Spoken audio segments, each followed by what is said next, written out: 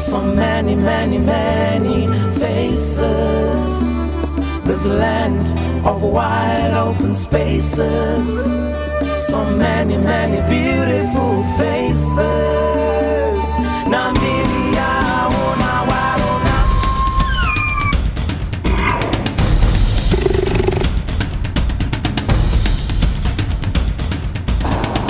This is Namibia. Prepare yourself for the unexpected. This is where you challenge the world's highest sand dunes, or explore one of the deepest canyons in the world.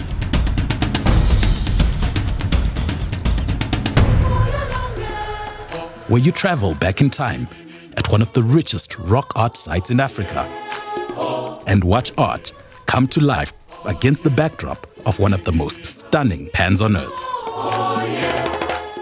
This is Namibia, where people are deeply connected to their past and excited about their future. Namibia is Africa at its best, and it is the only place in the world where you will hear and experience the greatest African wildlife recovery story ever told. A story of rights and responsibilities, of daring to set a new course, while at the same time respecting the past. Namibia is a young country, but we have an old story to tell. We were actually growing up in an era where wildlife was a main source of income and food to the local communities, but that was not through legalized forms. And my father has been a poacher all the years, and this is how he brought us up. People were doing it illegally, according to the nature conservation official at the time. But this was about to change. After independence in 1990, visionary conservationists in the field and in the Ministry of Environment and Tourism enacted policy changes that allowed rural communities to benefit from wildlife by forming conservancies. This is a natural habitat for wild animals, and I think that is where we should strive to create natural habitat as it used to be.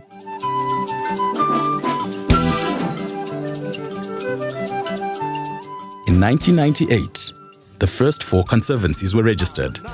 Today, there are 65 communal conservancies covering well over 17% of the country and embracing 1 in 4 rural Namibians. A conservancy is land that the government gives to the local people to look after the environment and open hospitality industries like this so that we all can get benefits at the end of the day. The tourism industry has played a significant role in the success of community conservation.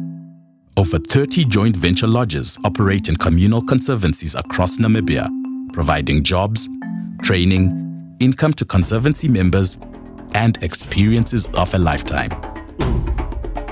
We are offering our guests beautiful safaris like elephant safaris, rhino trekkings, guided walks, local village visits, because this is our home.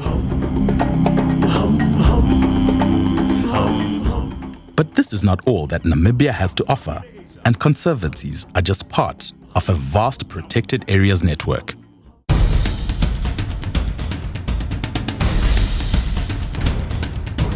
Since independence, the Ministry of Environment and Tourism has spearheaded the proclamation of 7 new national parks.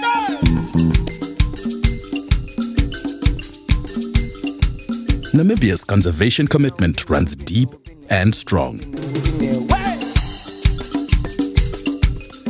The concerted efforts of the Namibian government and the Namibian people have changed the conservation landscape from the 13% of land that was protected in 1990 to well over 42% of the country's environment that is under conservation management today. What we have done as a country include a lot of projects which we have done, which are really could inspire the rest of the world. It's the Custodian Project, whereby we're introducing the black rhino back into the community. In fact, Namibia is the only country in the world that is moving endangered species, such as black rhino, from national parks to communal and commercial land. The custodianship program is so successful that rhinos are now being moved from conservancy to conservancy.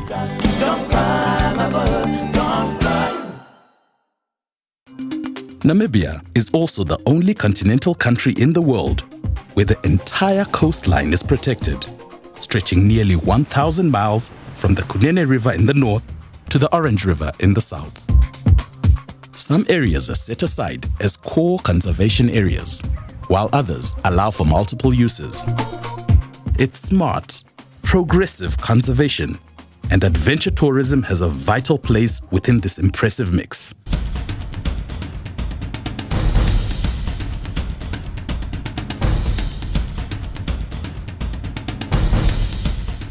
It's the large landscape results that make the achievements in Namibia so significant. These aren't isolated pockets of land reserved for animals, but national parks, conservancies, and transfrontier parks with 5 neighboring countries that create a continuous conservation landscape, allowing wildlife to move freely and ecosystems to function effectively. The Caprivi is an integral part, very small part of Namibia, but it is a very important area that allows the free movement of elephants from country to country, such as from Botswana to Namibia, Namibia to Zambia, Angola, and other way around.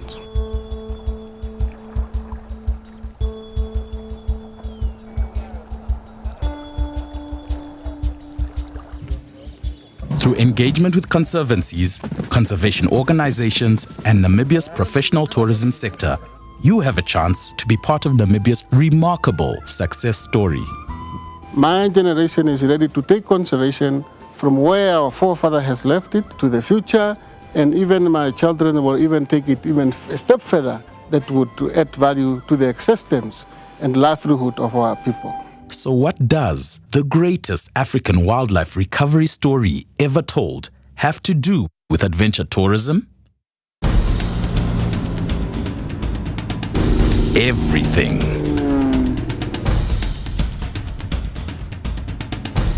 Adventure tourism needs space. And in Namibia, the nation is committed to protecting and sharing this precious resource. Adventure tourism needs to challenge, to provide ways of testing and finding yourself. But above all, adventure tourism needs to inspire. This land, its people, its wildlife, and its remarkable stories has inspired change on a grand scale. Come to Namibia and let us inspire you. Namibia.